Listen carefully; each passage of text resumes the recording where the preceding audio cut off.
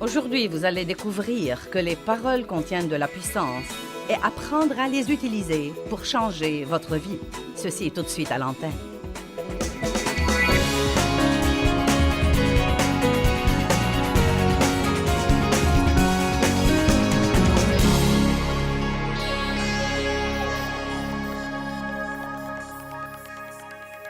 Je crois qu'il y a des messages que nous devons écouter tant que nous sommes vivants, au moins 2 ou 3 fois par an. Même si vous croyez que vous les connaissez, vous devez les écouter plusieurs fois. Et parmi ces messages, les messages sur la pensée, les messages sur la vie dans le fruit de l'esprit sont parmi ces messages aussi, et l'importance de manifester ce fruit. Et il y a des tas de ce genre de messages, mais l'un d'entre eux est l'enseignement sur la bouche. L'enseignement sur la puissance des paroles. Ça me stupéfie. J'y pensais aujourd'hui. Combien d'années je suis allée à l'église? Non, mais des années et des années, sans jamais écouter un message sur la puissance des paroles. Jamais, pas une seule fois. Donc, j'attristais le Saint-Esprit tout le temps. Je disais des choses qui entravaient complètement les anges qui, d'après la Bible, sont envoyés pour aider les héritiers du salut. Je disais des choses qui les empêchaient complètement de m'aider. Je ne savais pas ce que je faisais parce que personne ne me l'avait dit. Maintenant, il y a probablement des personnes ici ce soir qui n'ont jamais entendu parler de ce que je vais vous enseigner. Beaucoup d'entre vous en ont déjà entendu parler, mais une des choses les plus difficiles, sinon la chose la plus difficile à laquelle nous sommes confrontés tous les jours, c'est d'essayer de contrôler notre bouche.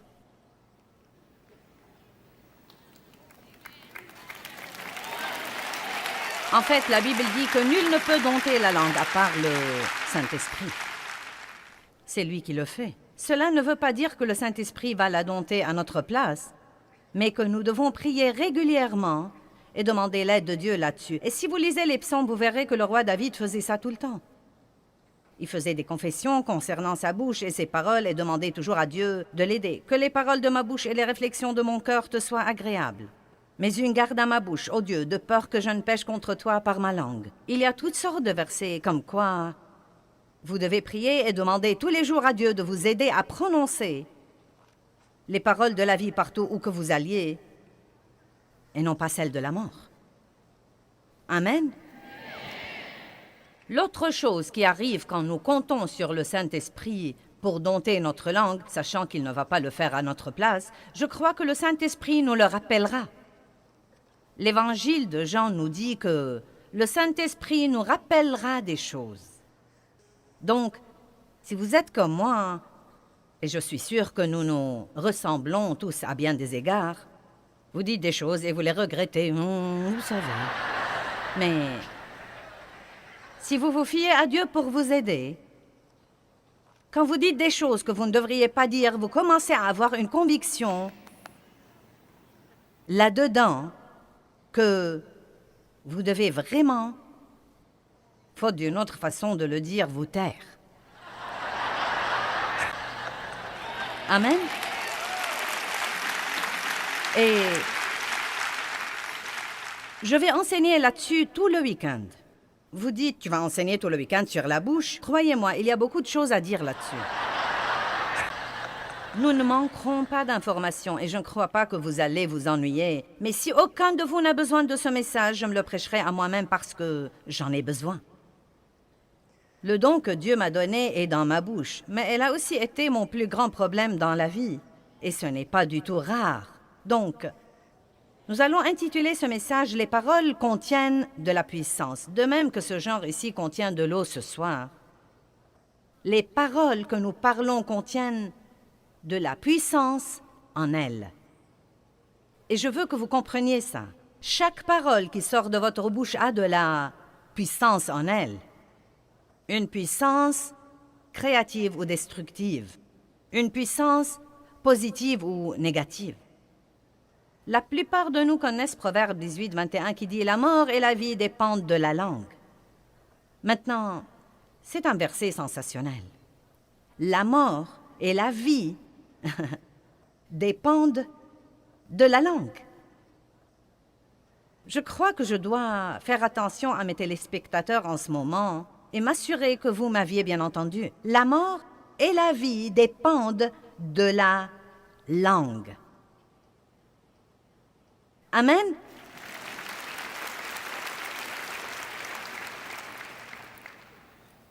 Et la Bible dit que... Elle nous dit en fait que nous mangerons du fruit de nos paroles, soit pour la vie, soit pour la mort. Donc vous mangez littéralement vos paroles. Elles sortent de votre bouche, passent à côté de votre visage, entrent dans vos oreilles et descendent au-dedans de vous.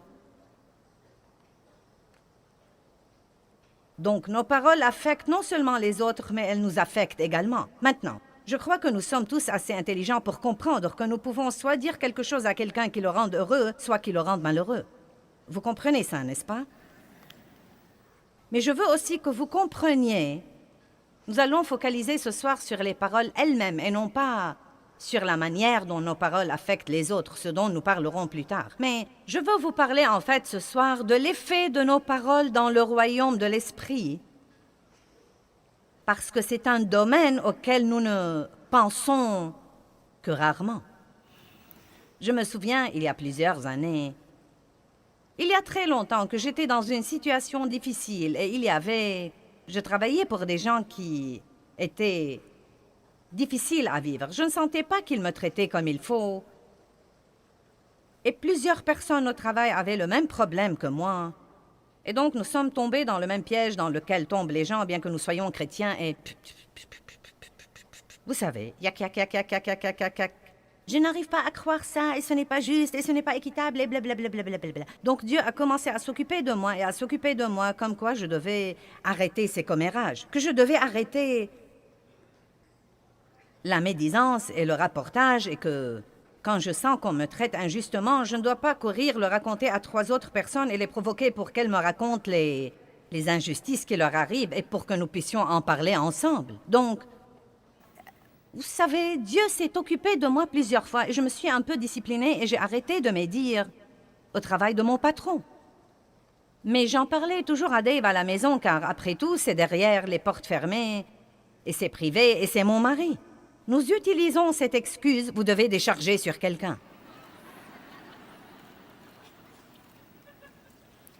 Et donc, Dieu a commencé à s'occuper de moi là-dessus et il m'a dit... Et ce qu'il m'a dit m'a tellement impressionné. Il m'a dit, Joyce, il ne s'agit pas tant de la personne à qui on se confie que des paroles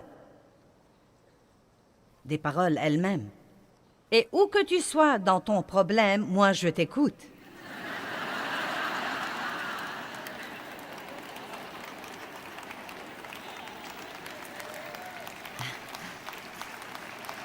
Amen.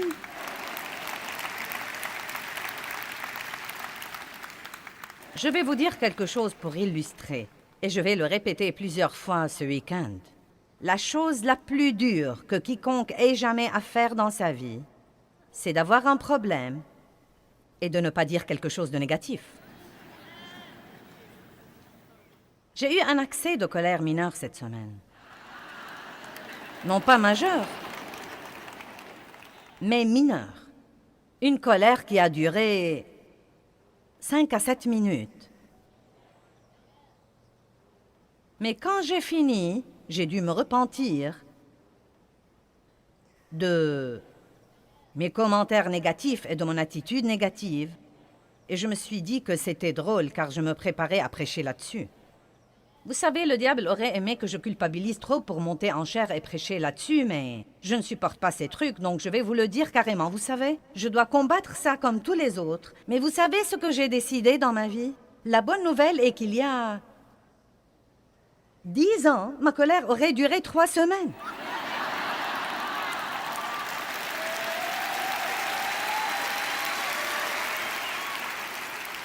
Donc, je ne suis pas là où je devrais être, mais Dieu merci, je ne suis plus là où j'étais autrefois. Je fais des progrès. Et vous savez, quand nous piquons une crise de colère, nous disons les choses les plus stupides qu'on puisse dire. Non, mais des trucs vraiment stupides. Par exemple, « Personne ne m'aime ».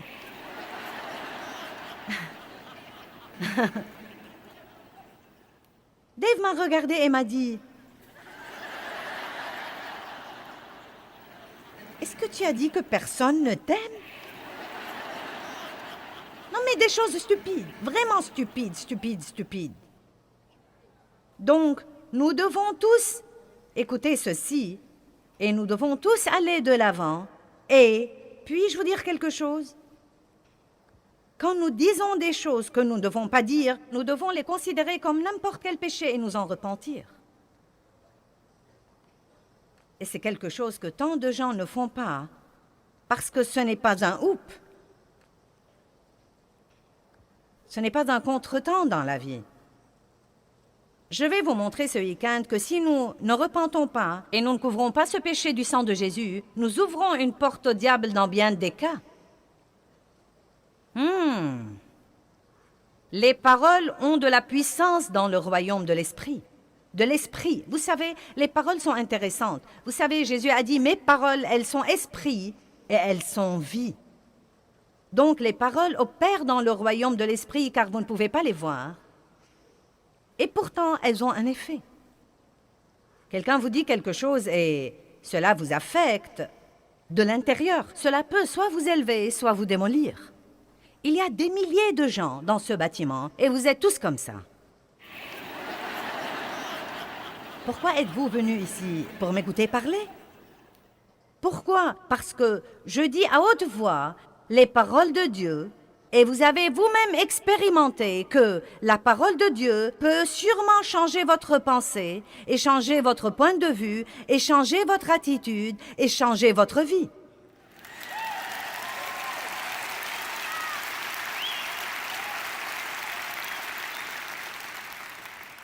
Dieu nous a donné un don qui est très précieux, sa parole.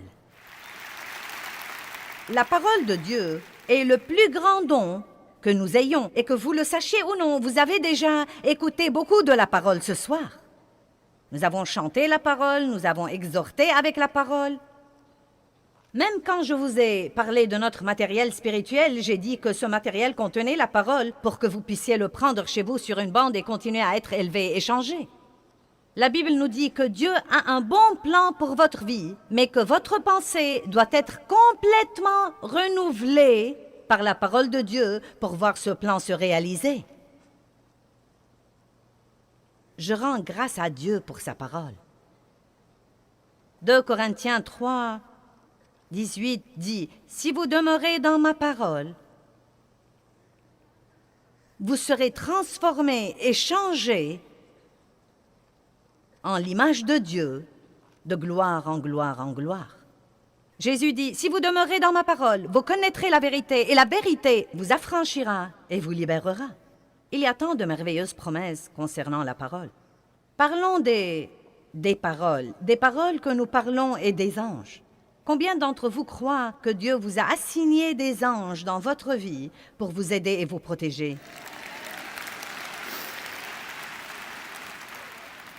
Nous n'y pensons pas assez. Mais je vous encourage à prendre l'habitude de remercier Dieu pour les anges qu'il vous a assignés pour vous aider. Mais certains de vos anges sont extrêmement ennuyés. Ils aimeraient vraiment que vous les laissiez faire leur travail et que vous leur donniez quelque chose pour qu'ils puissent travailler et que vous arrêtiez de les entraver à tout bout de champ. Maintenant, Psaume 103, 20. « Bénissez l'Éternel avec amour, avec reconnaissance, vous ses anges, qui êtes puissants en force et qui exécutez ses ordres en obéissant à la voix de sa parole. » Maintenant, qu'écoutent les anges, à votre avis? La parole de Dieu. À quoi prêtent-ils l'oreille? Qu'est-ce qui les touche? Qu'est-ce qui les motive? Qu'est-ce qui les incite à travailler? Non pas les murmures, non pas les plaintes, non pas le ronchonnement, non pas les critiques, non pas les commérages, non pas le rapportage. la parole de Dieu. Ils prêtent l'oreille à la parole de Dieu. Hébreux 1,14 dit que ces anges ont été donnés par Dieu à tous ceux qui ont hérité le salut. Que tout le monde dise « c'est moi ». Maintenant, est-ce que vous comprenez ce que je dis? Si vous voulez que vos anges vous aident, vous devez leur donner quelque chose pour qu'ils puissent travailler. Et donc, la meilleure chose que nous puissions faire si nous avons des ennuis, c'est de dire « je crois la parole ». Je crois que la parole de Dieu est vraie, que ses promesses sont vraies. Vous devez connaître assez de la parole pour pouvoir dire « Dieu a dit ». Dites quelque chose de la parole qui s'applique à votre situation. Je ne dois pas craindre parce que Dieu est avec moi. Ou bien, selon le cas, Dieu pourvoira à tous mes besoins selon ses richesses en gloire par le Christ. Et non pas si vous perdez votre travail. « Oh, j'ai perdu mon travail, que vais-je faire? Tous mes espoirs sont anéantis, je suis sans le sou, je ne sais pas ce que je vais devenir, je n'aurai jamais de chance. » Et donc, vous savez, les anges sont comme...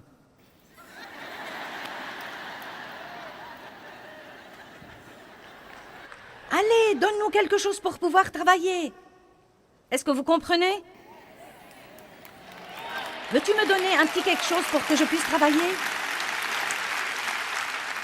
Dis quelque chose pour que je puisse travailler. Vous pourriez donc essayer de dire quelque chose comme « Bien, j'ai perdu mon travail. Cela ne me transporte pas de joie, mais je crois que Dieu a un meilleur travail pour moi. Et je crois que quand je sortirai chercher du travail, j'aurai la grâce du Seigneur partout où que j'aille. Je me fie complètement à Dieu, j'ai des anges. Seigneur, libère-les et laisse-les ouvrir des portes pour moi en ce moment. Ces anges seront heureux parce qu'ils pourront vous aider et travailler pour vous. Amen. Maintenant, je vais vous le dire en avance. Quand vous êtes vexé, bon sang, c'est dur. Parce que tout en vous veut parler de ce que vous ressentez.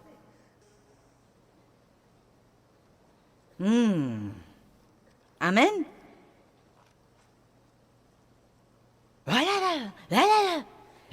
J'en ai vraiment assez.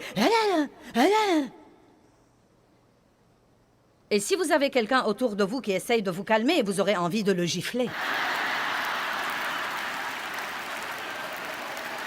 Non. Et je vais vous dire ce que je déteste. Que quelqu'un de ma famille me dise « Eh bien, je connais une dame pasteur qui dit... »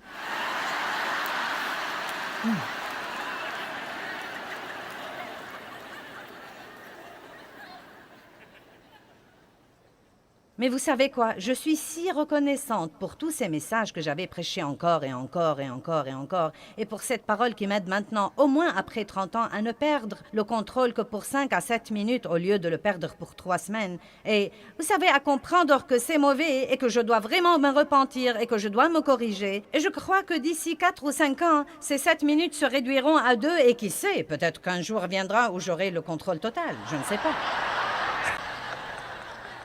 Mais c'est peu probable tant que je suis dans ce coup charnel, mais je vais vous dire une chose. Je ne veux pas une bande d'anges paresseux qui me suivent partout sans rien faire, parce que je les entrave constamment avec les trucs stupides que je dis.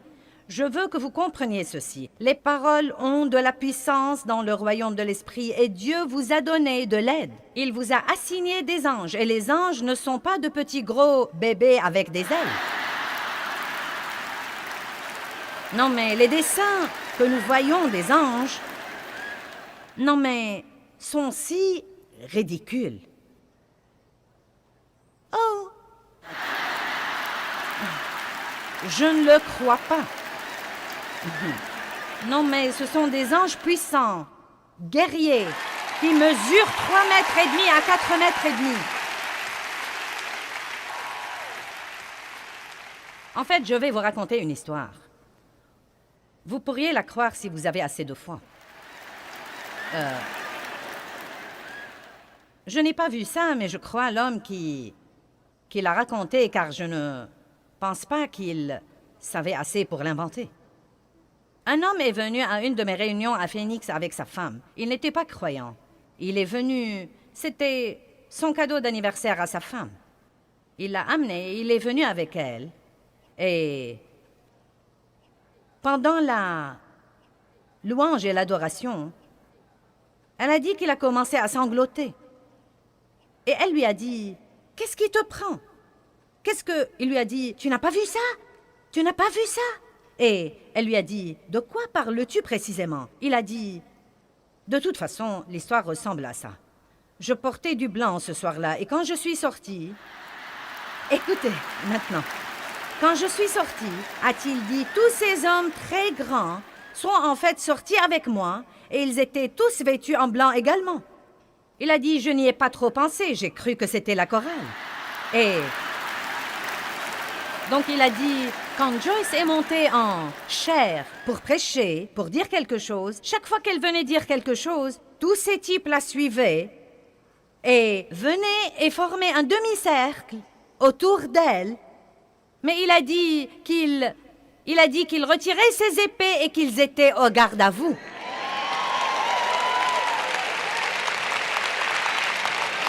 Pendant que je prêchais. Eh bien, ce type a été sauvé. Je le dis sans aucun doute. Et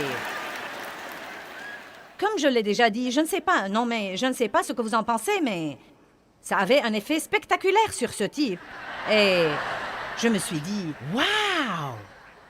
Bon sang, si seulement nous pouvions nous rendre compte que nous ne sommes pas seuls, que nous ne sommes pas tous seuls, et que Dieu a dit, ne craignez pas parce que je suis avec vous, où que vous soyez, et je... Bon Dieu!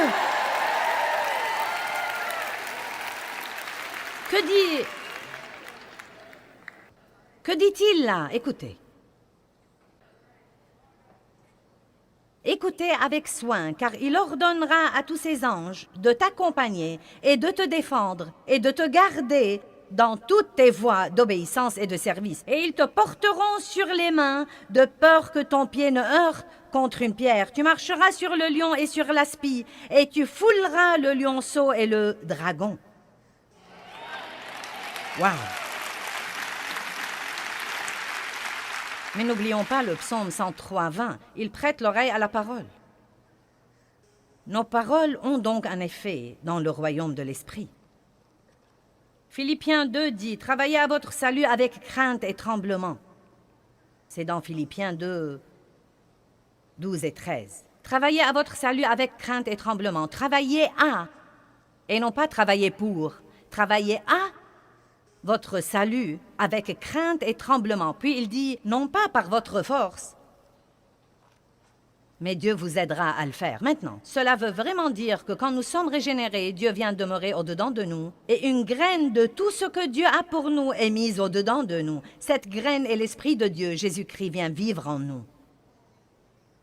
Bien, maintenant, nous avons beaucoup de bonnes choses en nous. Savez-vous que chacun de nous, qui avons accepté le Christ comme sauveur, a tout le fruit de l'Esprit en lui, mais cela ne veut pas dire que nous le manifestons toujours. N'est-ce pas? Nous avons le tout en nous. Il est en nous. Eh bien, la Bible dit que nous devons le manifester. Il doit entrer dans notre pensée, entrer dans notre attitude. Vous voyez, cette vie merveilleuse qui est en nous doit entrer dans notre pensée pour nous apprendre à penser différemment. Elle doit entrer dans notre attitude et nous devons apprendre à avoir une attitude différente. Eh bien, il y a plusieurs années, Dieu m'a parlé un jour et il m'a dit, « Écoute, Joyce, il est temps que ta bouche soit sauvée. »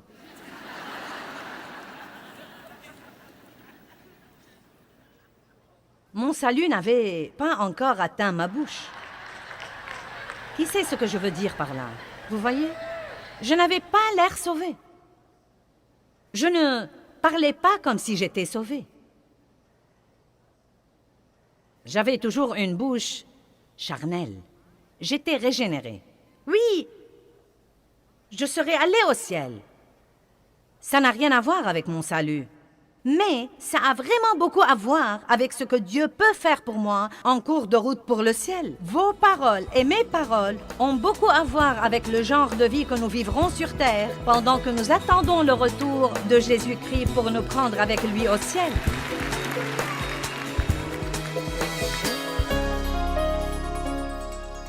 Eh bien, Jacques 4,2 dit « Vous n'avez pas parce que vous ne demandez pas ». Et ça m'a vraiment changé la vie quand j'ai découvert que je ne devais pas travailler aux choses et essayer de faire qu'elles se produisent et que je pouvais les demander à Dieu.